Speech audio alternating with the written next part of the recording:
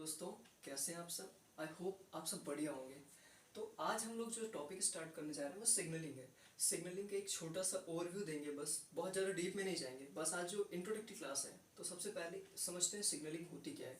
तो सिग्नलिंग का मतलब क्या होता है कि कोई भी एक रिसेप्टर सेल होगी और एक सिग्नलिंग सेल होगी। तो सिग्नलिंग सेल जो होगी एक सिग्नल ट्रांसमिट करेगी और रिसेप्टर सेल जो होगी उसे रिसीव करेगी इन द फॉर्म ऑफ। अब ये सिग्नल जो हो सकता है कुछ भी हो सकता है। सिग्नल को हम लाइगेंड भी कहते हैं या लिगेंड कहते हैं, जो भी आप अपनी लैंग्वेज में कहते हो। तो जो सिग्नल ये होता है, ये मे भी कोई एंजाइम हो सकती है, कोई प्रोटीन हो सकती है, कोई हार्मोन हो सकता है, कुछ भी हो सकता है, कोई केमिकल मैसेंजर हो सकता है, एनीथिंग। तो बेसिकली जैसे मान लीजिए ये एक सेल है जिसे हम कहते हैं सिग्नलिंग सेल, ठीक। और एक दूसरा ये क्या होगा, टारगेट सेल होगा। ये क्या रिलीज करेगा, एक सिग्नल रिलीज करेगा या फिर लाइगेंड रिलीज करेगा। इसे हम कहते हैं सिग्नल या फिर इसे ही कहते हैं लाइगेंड, ठीक।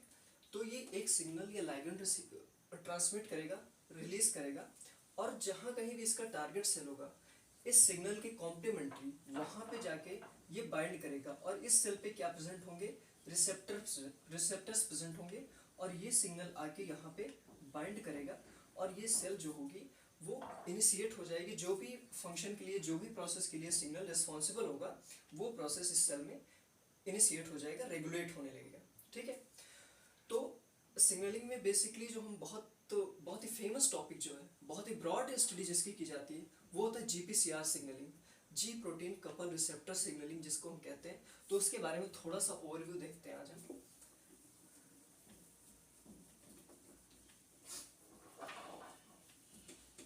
तो जो जीपीसीआर होता है, वहां पे जैसे जीपीसीआर मान लीजिए,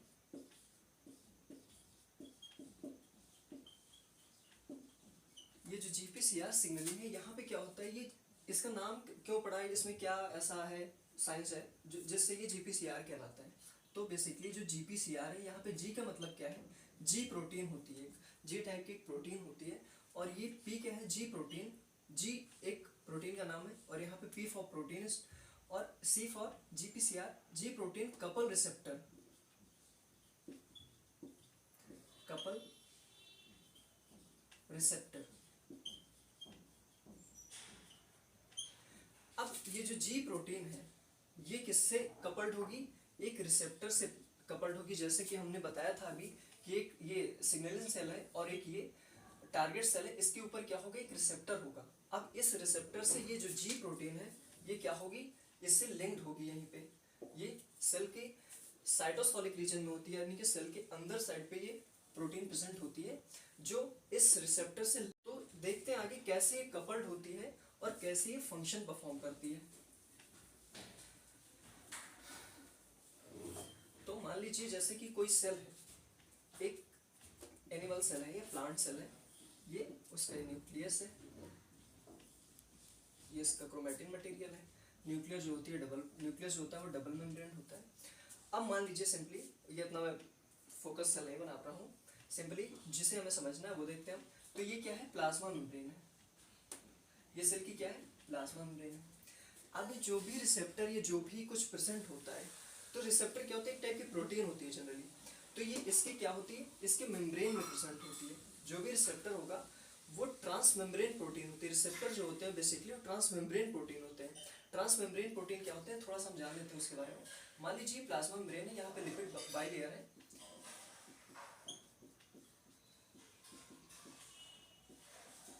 ये लिपिड की बाइलेयर है, ठीक है। यहीं पे प्रोटीन एम्बेडेड होते हैं, और वही प्रोटीन जो होते हैं डिफरेंट फंक्शन परफॉर्म करते हैं। जैसा कि सेंगर और निकोलसन ने बताया था कि जो सेल वॉल, ये सॉरी प्लाज्मा मेम्ब्रेन होती है, वो जो होती है वो फ्लूइड मोज़ेक मॉडल की होती है, और इसमें जो लिपिड्स होते हैं वो बहुत ब्रॉड में होते हैं, बहुत ज़्यादा अमाउंट में होते हैं, और प्रोटीन जो होती है वो यहाँ पे एम्बेडेड होती है, और डिफरेंट टाइप के प्रोटीन्स यहाँ पे एम्बेडेड होती हैं। अलग अलग स्ट्रक्चर होता है, वो जब हम प्लाज्मा मेम्ब्रेन स्टडी करेंगे तो उसमें बेसिकली पूरा डिटेल में स्टडी करेंगे। तो यहाँ पे ये जो मान लीजिए एक प्लाज्मा मेम्ब्रेन है, और इसके बीच का जो रीजन है ये ट्रांस मेम्ब्रेन रीजन है, ठीक है। प्लाज्मा मेम्ब्रेन का ये ट्रांस मेम्ब्रेन रीजन है। तो प्रोटीन जो होती है तीन टाइप की होती है, एक सरफेस प्रोटीन होती है, और एक ट्रांस मेम्ब्रेन प्रोटीन होती है, जो इस प्लाज्मा मेम्ब्रेन को क्रॉस कर रही है नॉन साइटोसोलिक रीजन से, ये नॉन साइटोसोलिक रीजन और ये साइटोसोलिक रीजन है, यानी कि सेल के अंदर का साइड है। तो ये जो प्रोटीन है वो दोनों तरफ है, इसका सी टर्मिनल बाहर भी है, इसका सी टर्मिनल बाहर है और एन टर्मिनल अंदर है। अब इसकी कंडीशन, इसकी पोलैरिटी चेंज भी हो सकती है, एन टर्मिनल बाहर हो सकता है, सी टर्मिनल अंदर हो सकता है, या फिर दोनों टर्मिनल बाहर हो सकते हैं, फिर दोनों टर्मिनल अंदर भी हो सकते हैं। तो फिर यहाँ पे जो होती है ये प्रोटीन, ये जो ट्रांसमेम्ब्रेन प्रोटीन होती है वही प्रोटीन रिसेप्टर की तरफ वर्क करती है। ये कैसी प्रोटीन है? ट्रांसमेम्ब्रेन प्रोटीन है जो कि मेम्ब्रेन को क्रॉस कर रही है। और एक टाइप की और प्रोटीन होती है जो कि यहाँ पे लिपिड लिंक प्रोटीन होती है। लिपिड लिंक जो होती है वो लिपिड से लिंक्ड होती हैं और उनका एक टर्मिनल में भी साइटोसोलिक हो सकता है और एक टर्मिनल में भी नॉन साइटोसोलिक हो सकता है। ठीक है, तो यहाँ पे जो ट्रांसमेम्ब्रेन प्रोटीन है यही बेसिकली रिसेप्टर का काम करती है। तो यहाँ पे प्रेजेंट होगी एक ट्रांसमेम्ब्रेन प्रोटीन। अब वो ट्रांसमेम्ब्रेन प्रोटीन कैसे होगी? वो जो ट्रांसमेम्ब्रेन प्रोटीन होती है उसका 7 पास कंडीशन होती है। अब ये जैसे एक बार पास हो रही है तो सिंगल पास है, 2 बार पास हो रही होती तो डबल पास कंडीशन होती है, 3 time, 4 time, 5 time, 6 time, 7 time, कितने भी पास कंडीशन हो सकती है, हाफ पास, फुल पास हो सकती है। वो हम अलग उसमें एक नेक्स्ट टॉपिक में उसे डिस्कस करेंगे। तो यहाँ पे जो होती है, यहाँ पे जो GPCR का रिसेप्टर होता है वो मेनली 7 पास कंडीशन होती है वहाँ पे। तो जैसे मान लीजिए 1, 2, 3, 4 और 5, 6, 7। तो यहाँ पे देख सकते हैं आप लोग 7 पास कंडीशन है। ठीक है, एक बार पास कर रही है, एक बार क्रॉस कर रही है मेम्ब्रेन को, 2 बार कर रही, 3 बार, 4 बार, 5 बार, 6 बार, 7 बार। तो GPCR का जो रिसेप्टर होता है वो 7 पास कंडीशन का होता है। ठीक है, यहाँ पे 7 पास कंडीशन है और इसके 3 लूप होते हैं। लूप 1 L1 कहते हैं, L2 L3। लूप 3 जो होता है वो डीप सीटेड होता है साइटोसॉल में, अंदर तक ये एम्बेडेड रहता है। ठीक है, फिर यहाँ पे क्या होता है कि जैसा कि हमने पहले ही देखा था कि एक जो सिग्नलिंग सेल होता है, मान लीजिए यहाँ पे एक सिग्नलिंग सेल है, ये सिग्नलिंग सेल है कोई, और ये क्या कर रहा है? रिलीज कर रहा है, एक लाइगेंड रिलीज कर रहा है, एक सिग्नल रिलीज कर रहा है। अब ये सिग्नल क्या होगा? यहाँ पे आके बाइंड होगा। ठीक है, अब जब भी यहाँ पे बाइंड होगा तो ये जो रिसेप्टर है ये क्या है? रिसेप्टर है, इसे हम रिसेप्टर कहेंगे। ठीक, ये रिसेप्टर है। अब ये यहाँ पे किसी भी रिसेप्टर पे लाइगेंड बाइंड होगा, रिसेप्टर पे ही लाइगेंड बाइंड होता है और कहीं नहीं बाइंड होता है सेल के किसी भी उस पे। और रिसेप्टर डिफरेंट टाइप के सेल में प्रेजेंट होते हैं, तो जो इसका कॉम्प्लीमेंट्री रिसेप्टर होगा उसी पे ये बाइंड होगा और दूसरे रिसेप्टर पे भी नहीं बाइंड होगा, क्योंकि बाइंडिंग साइड जो होती है वो रिसेप्टर कॉम्प्लीमेंट्री साइड पे ही प्रोवाइड होते हैं। फिर यहाँ पे क्या होगा? ये रिसेप्टर है और इसी के साथ क्या होती है? जी प्रोटीन लिंक्ड होती है। जी प्रोटीन क्या है? हम देखते हैं अभी। ये जो होती है इसमें 3 सब यूनिट होते हैं। जी प्रोटीन में 3 सब यूनिट होते हैं और ये साइटोसोलिक रीजन में रहती है। ये साइटोसोलिक रीजन है और ये नॉन साइटोसोलिक रीजन है, इनकी ये एक्स्ट्रा सेलुलर साइड है और ये इंट्रा सेलुलर साइड है। यहाँ पे क्या होता है कि ये 3 यहाँ पे सब यूनिट्स होती हैं, एक अल्फा होती है, एक बीटा होती है और एक गामा होती है। ठीक है, और ये बेसिकली क्या होते हैं? नॉर्मल कंडीशन में GDP बाउंडेड होते हैं। ठीक है, GDP, ये बात याद रखिए, मोस्ट इंपॉर्टेंट चीज़ है यहाँ पे। ये GDP बाइंड होते हैं, नॉर्मल कंडीशन है। जब ही ये क्या हुआ? यहाँ पे आके लाइगेंड से बाइंड हुआ। ठीक है, ये रिसेप्टर जो हो गया वो एक्टिवेट हो गया। अब ये जब भी एक्टिवेट हुआ तो यहाँ पे कुछ प्रोसेस होते हैं डिफरेंट टाइप के। जैसे यहाँ पे GEP होता है जो ग्वानिन को ट्रांसमिट करता है नेक्स्ट के लिए। यहाँ पे जो ये रिसेप्टर है, प्रोटीन है, सॉरी ये प्रोटीन है, इसको ग्वानिन ट्रांसफर करेगा और ये एक्टिवेट हो जाएगा। अब ये एक्टिवेट कैसे होगा? ये जो GDP है ये कन्वर्ट हो जाएगा किसमें? GTP में कन्वर्ट हो जाएगा। यहाँ पे फॉस्फोराइलेशन होगा।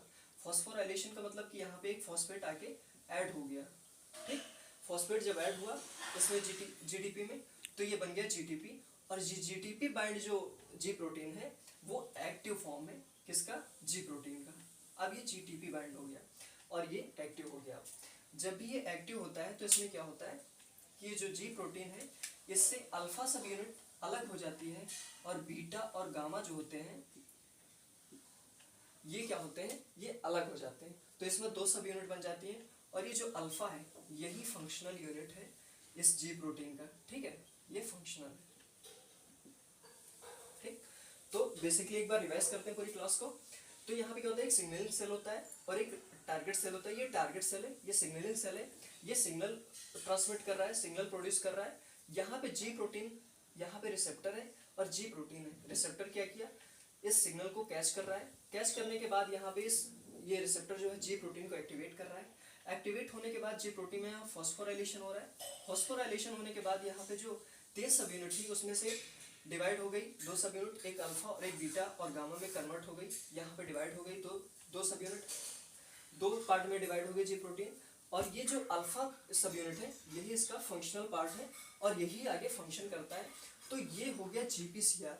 बस इतना ही है जीपीसीआर में, बाकी कुछ भी नहीं है। इतना आई होप आप समझ पाए होंगे। इसके अलावा जीपीसीआर में कुछ भी नहीं है। अब डिफरेंट टाइप के इसमें पाथवे होते हैं, ठीक है। अभी हमने सिर्फ जीपीसीआर को पढ़ा है, जीपीसीआर को स्टडी किया है। जैसे कि पीएलसी पाथवे होता है, जीपीसीआर पीएलसी पाथवे होता है, जीपीसीआर विजन पाथवे होता है, जीपीसीआर और डिफरेंट टाइप के अलग अलग पाथवे होते हैं। तो फिर ये अल्फा प्रोटीन में जैसा कि यहाँ पे रिसेप्टर आएगा जिस अकॉर्डिंग, उस अकॉर्डिंग यहाँ पे आगे फंक्शन परफॉर्म होंगे। बाकी जीपीसीआर में बस इसके अलावा कुछ भी नहीं है। अब डिफरेंट पाथवे को हम डिफरेंट अलग नेक्स्ट वीडियो में स्टडी करेंगे। तब तक के लिए